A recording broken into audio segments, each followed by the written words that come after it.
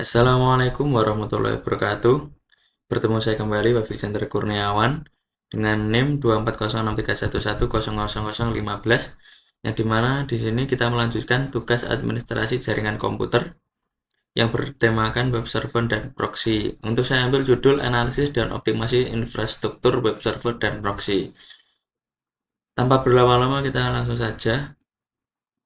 Yang pertama kita menggunakan atau merancang topologi rancang pembangunan sesuai dengan soalnya, yaitu pertama menggunakan internet target router dan firewall, di mana dipecah ya dua bagian, yaitu DMZ network dan juga LAN network. DMZ network itu sebagai beberapa yang diisi dengan web server dan proxy. Lalu di LAN network adalah klien A dan klien B. Untuk ketentuan perancangannya yaitu spesifikasi soal web server berupa Linux dan Nginx atau Apache, proxy server circuit explicit proxy, domain public kampus ACID, web internal intranet kampus Loca. SSL menggunakan sertifikat resmi. Proxy digunakan untuk filtering konten, caching, dan monitoring akses internet. Skenario website publik sering lambat saat jam sibuk. Beberapa user dapat mengakses situs terblokir. Cache proxy tidak berjalan optimal, terjadi serangan brute force pada web server. Log menunjukkan lonjakan traffic abnormal. Sertifikat SSL dianggap tidak valid oleh sebagian klien. Administrator diminta melakukan analisis teknis secara mendalam. Soalnya pertama, web server. Jalankan perbedaan arsitektur web server standalone, reverse proxy, dan load balancer. Website mengalami latensi tinggi saat 300 lebih user akses bersamaan. Analisis kemungkinan penyebab dari CPU, RAM, I/O disk, network throughput, konfigurasi worker, proses, Nginx atau Apache, sertakan metode pengujian dan tools analisis.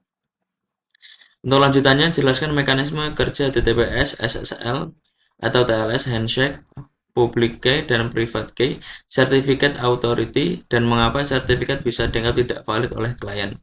Jika web server ditempatkan di DMZ, jelaskan alasan arsitektural, aturan firewall yang ideal, dan resiko jika web server langsung berada di LAN.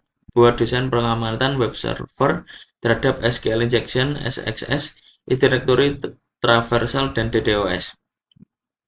Kita lanjut di jawaban pertama, menggunakan apa itu standalone server? Hanya menggunakan satu server untuk semua beban, sangat rawan overload dan tidak disarankan untuk skala kampus. Lalu ada juga reverse proxy tadi, yaitu bertindak sebagai perantara antara klien dan web server asli, menyembunyikan IP asli server demi keamanan. Dan ketiga, load balancer, membagi beban traffic pengunjung secara merata ke beberapa web server di belakangnya, mencegah penumpukan pada satu titik. Nah, di sini kita penggambaran ya. Di sini ada kampus yang dimana di sini contohnya menggunakan standalone server, reverse proxy, dan juga load balancer. Yang dimana standalone server ini jika digunakan satu kampus itu akan sangat terbebani sekali karena dalam satu kampus itu sangat banyak sekali yang menggunakan servernya atau menggunakan web servernya. Maka diperlukan adanya load balancer atau percabangan dari server tersebut. Maka ini bisa mengurangi beban dari satu server tersebut. Jadi bisa membagi atau tidak terlalu berat dalam satu tugasnya. Reverse proxy ini yang dimana untuk mengantarkan atau sebuah perantara dari satu klien ke satu server atau begitu sebaliknya, seperti itu.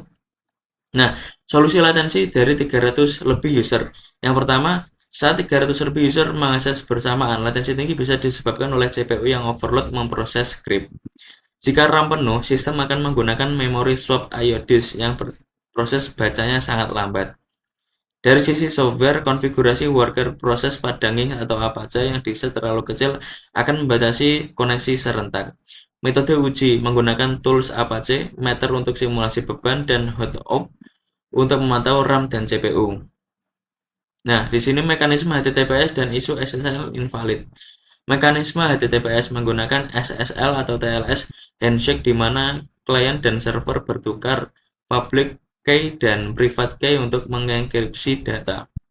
Sertifikat harus diterbitkan oleh Certificate Authority CA resmi agar dipercaya.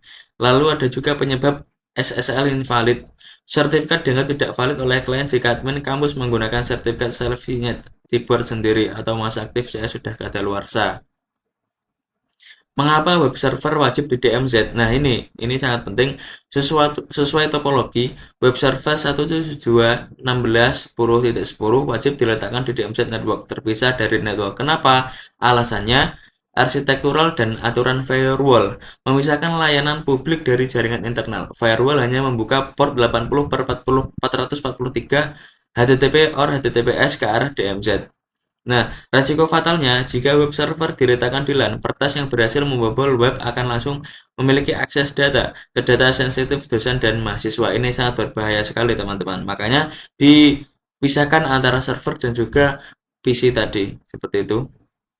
Nah, mengapa web server di DMZ itu wajib? Karena tadi seperti penjelasannya, jika web server ini berada di klien ini, maka bisa jadi web server ini data yang ada di web server ini akan kecolongan atau bisa terbobol oleh klien-klien ini. Klien-klien ini bisa mengakses server ini mungkin secara tidak mengaturan, tidak melalui router, bahkan langsung terhubung gitu seperti itu.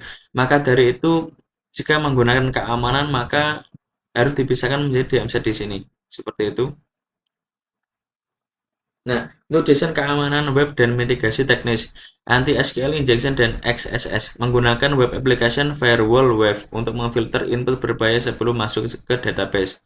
Yang kedua, anti-directory traversal membatasi hak akses directory judicial pada konfigurasi web server, dan juga anti-DDoS dan brute force menerapkan rate limiting pada reverse proxy untuk membatasi jumlah request dari jumlah IP dalam 1 detik.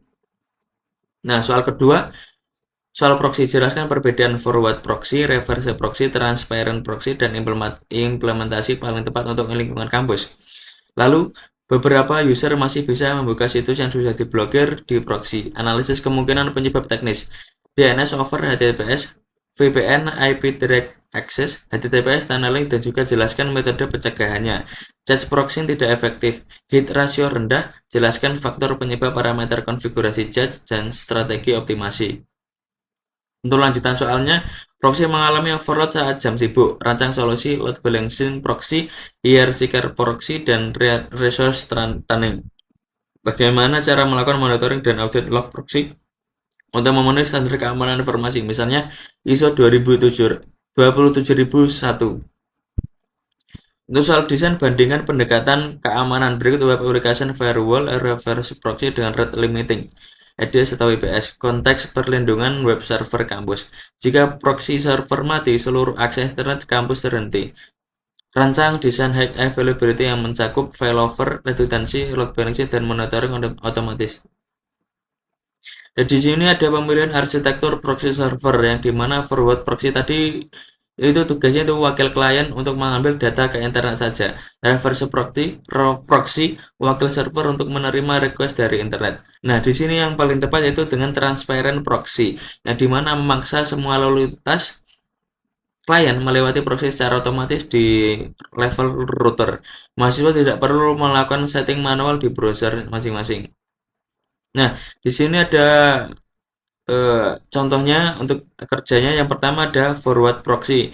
Forward proxy itu tadi yaitu dimana dia adalah perantara dari klien menuju ke server, itu seperti itu.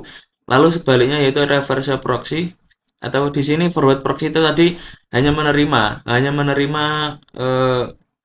dari klien ini tadi apa yang dibutuhkan, dan itu akan mengantarkan ke server. Nah, untuk reverse proxy ini yaitu itu tadi agar server untuk menerima request dari internet. Nah, di sini proxy adalah sebagai perantara yang dimana yang forward proxy ini yaitu wakil dari klien tadi untuk mengambil requestan apa yang ingin dimasukkan ke server. Lalu jika reverse proxy ini tadi itu wakil server yang menerima apa requestan yang ada di klien tadi. Nah, untuk solusinya lebih tepat itu menggunakan transparent proxy ini, yang dimana otomatis secara default atau secara otomatis di sini proxy akan mengantarkan lalu lintasnya untuk memberikan dan juga menerima eh, klien atau requestan dari klien tadi, seperti itu. Analisis bypass dan kinerja change proxy. Penyebab bypass, user seringkali lolos dari blokir karena menggunakan DNS over HTTPS (DOH) atau ekstensi VPN di browser yang mengenkripsi URL HTTPS tunneling. Pencegahan, memblokir API publik dan maka seperti Google dan Cloudflare dan memblokir port VPN standar di level firewall. Charge rendah, hit rasio kecil terjadi karena kapasitas disk proxy kurang, atau parameter kadaluarsa terlalu cepat. Optimasinya dengan menambah storage dan menyesuaikan parameter refresh pada pattern di circuit. Nah, di sini ada high availability dan load balancing proxy.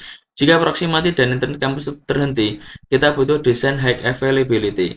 Solusinya menyediakan lebih dari satu proxy server redundancy dan kerja menggunakan load balancing proxy untuk membagi beban kerjanya agar tidak terbebani dalam satu proxy saja.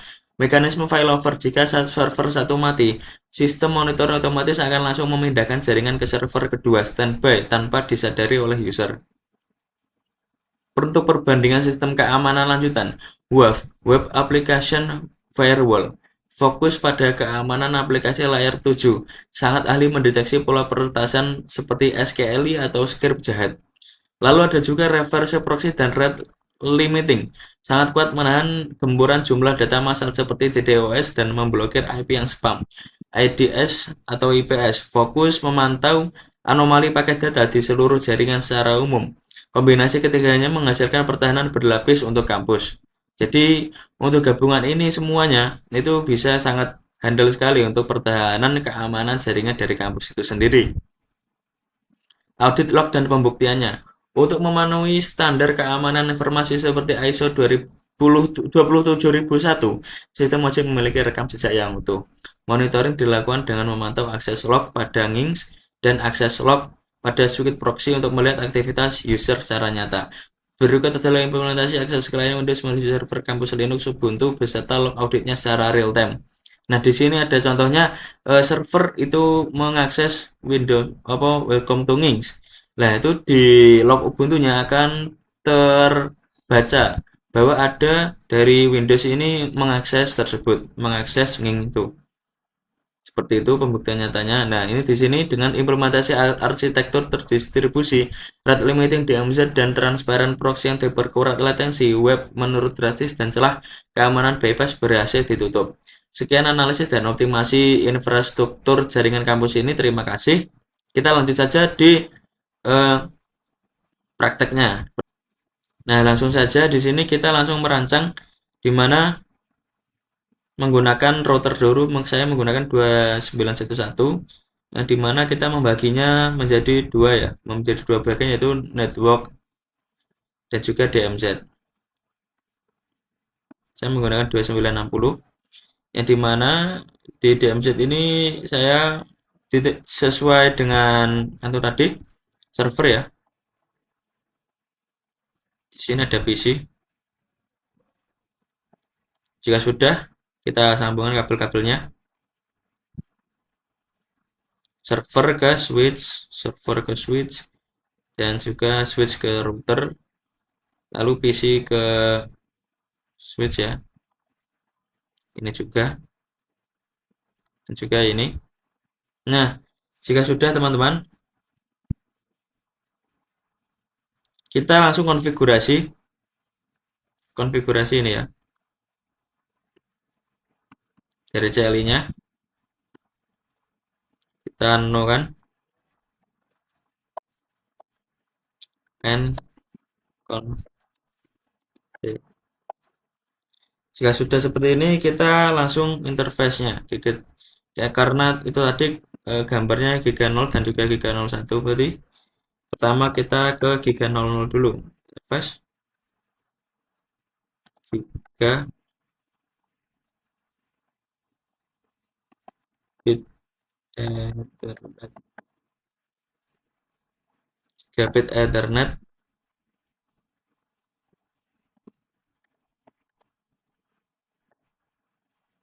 Kita masukkan IP-nya, IP address 172.168 ya. 16, maaf. 16.10.1 dengan subnet mask 255.255.255.0. Nah, sudah kita no shutdown ya untuk mengaktifkannya.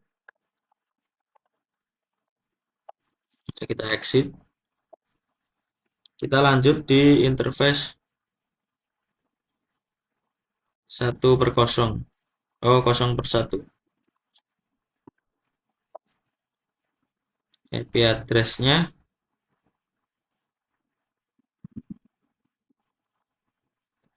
kita menggunakan kelas C 192.168.10.1 direct sama. Kita no shutdown kan. Ya, sudah, kita exit. Jika sudah seperti ini, kita konfigurasi web servernya. Di sini kita menggunakan proxy web server. Di sini kita atur IP-nya 172.16.10.10 ya. Standar masknya 255.0. Untuk default gateway-nya kita atur seperti ini. Untuk DNS-nya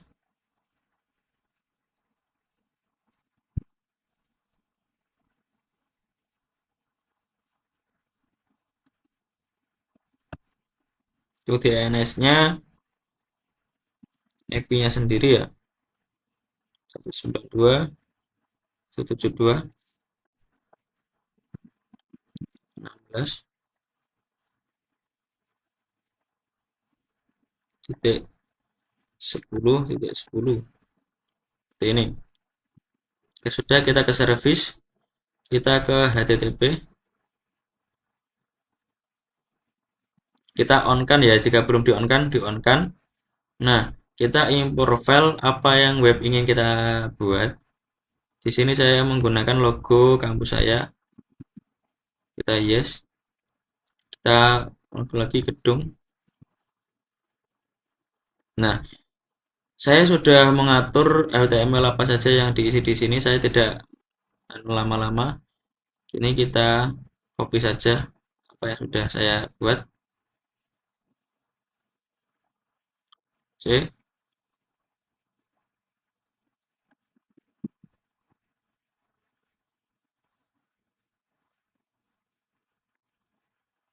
Nah, sudah seperti ini, kita save. Situ ya. Nah, jika sudah seperti ini, kita atur DHCP-nya di sini, di router. Karena di sini cuma satu yang di DHCP, maka menggunakan satu saja, IP DHCP full kampus LAN. Itu tadi networknya ya, network 192.168.10.10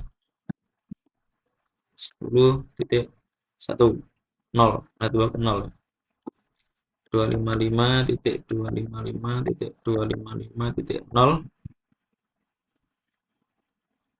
default router, default router 192.168.10.1 untuk DNS server itu 172.116 ya, titik 10.10 exit. Jika sudah seperti ini,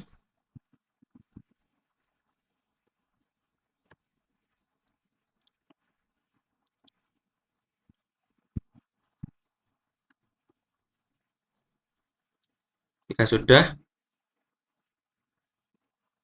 kita coba konfigurasi di klien ya. JP kan, alhamdulillah juga sudah successful. Di sini kita juga successful. Sudah, kita lanjut untuk mencoba mengakses web servernya.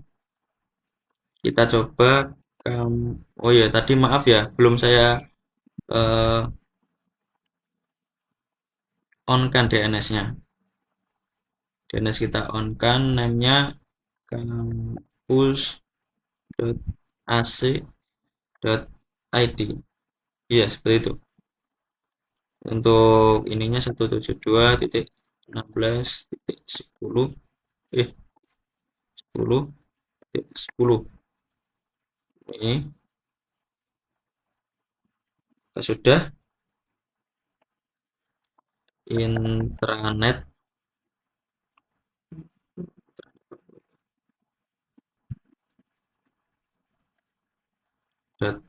kampus local sama 172.168.16 ya, 10.10 seperti ini. Jadi jika sudah webnya kita sudah atur, DNS juga sudah atur, kita langsung cek di sini kampus.ac.id.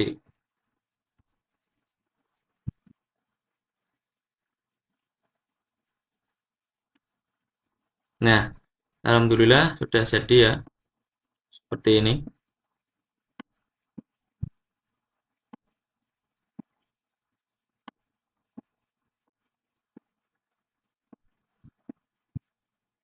Webnya sudah jadi. Nah, kita coba tadi apa tadi? Intranet.kampus local. Nah, ini juga sudah. Jadi ini domainnya berbeda seperti itu, tapi dalam satu IP tadi seperti itu.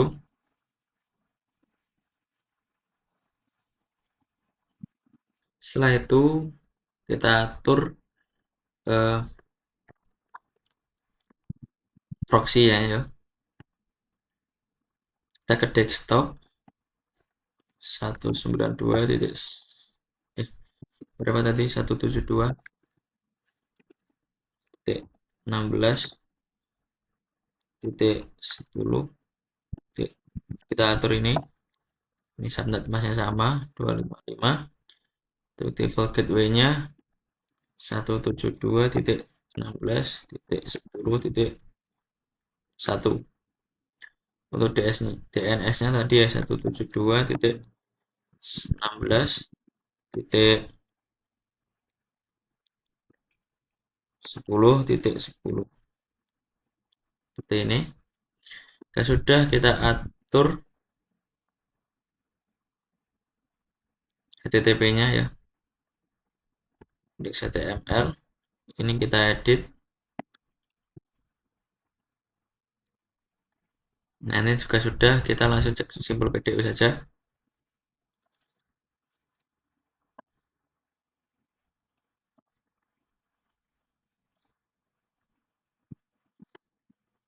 Nah, alhamdulillah proxy kan juga sudah selesai, sudah sukses. Nah, di sini untuk DMZ dan juga LAN network-nya sudah terhubung. Maka dari ini DMZ dan LAN sudah selesai. Tapi saya belum terlalu full dalam menjalankan proxy-nya. Kita lanjut di VirtualBox-nya. Kita mulai dengan mengatur Windows ini sebagai apa ya? Sebagai kliennya dan Linux itu sebagai servernya. Kita atur, kita mulai start. Agak lama ya teman-teman. Tunggu.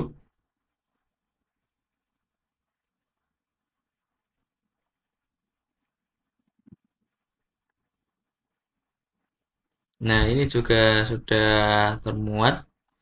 Di sini kita atur internal network saja ya. Di mana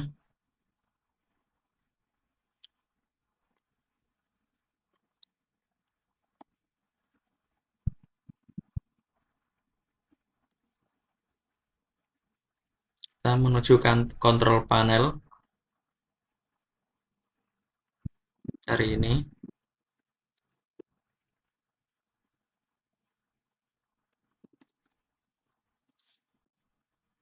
Nah, itu ada control panel. Kita masuk ke situ. Kita akan network and internet connection. Tarik ke bawah. Enter network connection. Lalu local area connection. Kita klik kanan. Properties. Lalu internet protokol TCP/IP kita properties juga. Nah, di sini kalian mengisi ini ya teman-teman. 192.168.10.11 terus subnet semuanya ini contohnya ya seperti ini, default gateway seperti ini. Sudah kita oke saja. Nah, jika sudah kita atur servernya di Linux ya. Kita mulai start, juga agak lama, kita tunggu.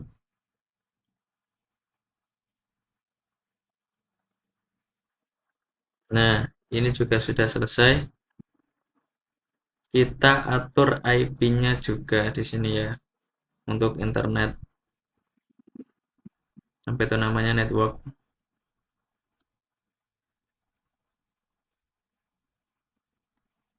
Kita ke sini, kita sambungkan kabel satu atau suntingan kabel dulu ya, sunting kabel.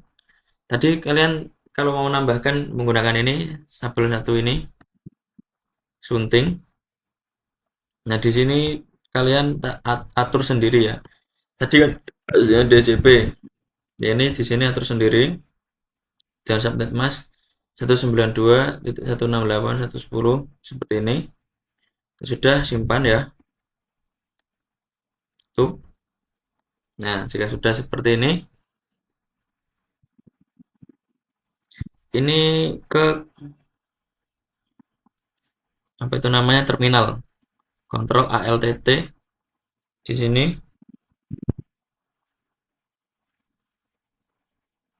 Kalian tulis sudo nano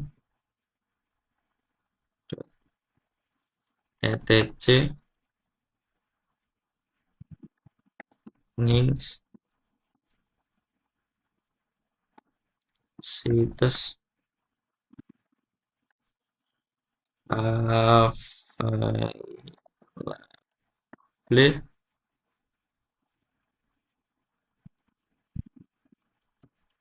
kampus ya.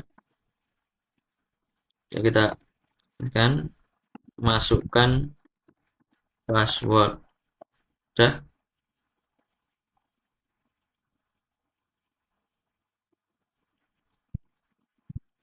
Sudo, maaf ya, namanya nano itu ya, nano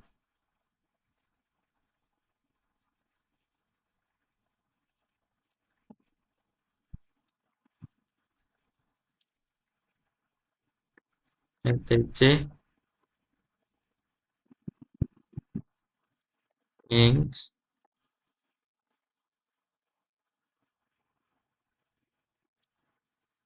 situs available available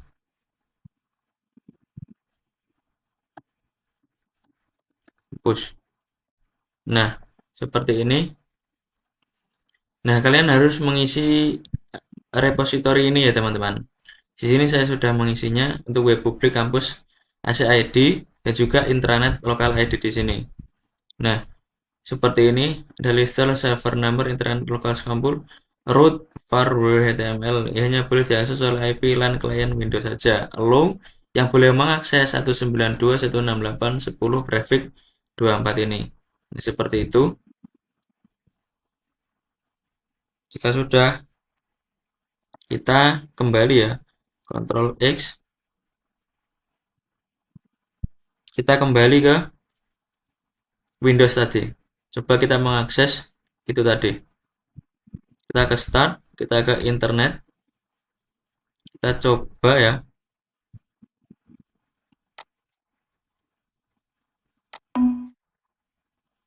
Kita tulis ya, http. Anunya tadi kita berapa? 192.10. Lah, ini sudah selesai. Welcome to Nginx. Di sini maka sudah bisa ya, sudah berarti klien ini sudah menyambung ke server tersebut. Seperti itu, http 192.168.10.10 karena ini adalah IP dari server yang kita analogikan di Linux tadi. Seperti itu.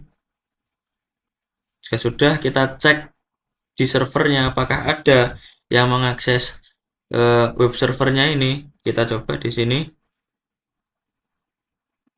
yaitu tile -f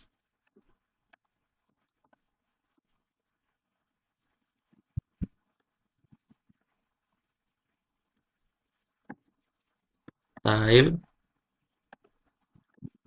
f var log nginx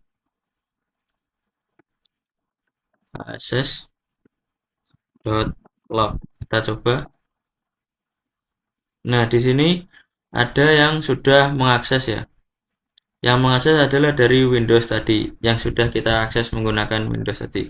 Maka dari itu, analisis log ini sudah selesai, di mana konfigurasinya sudah berhasil di sini. Seperti itu. Jika dari awal sampai akhir terdapat kesalahan, akhiran wassalamualaikum warahmatullahi wabarakatuh.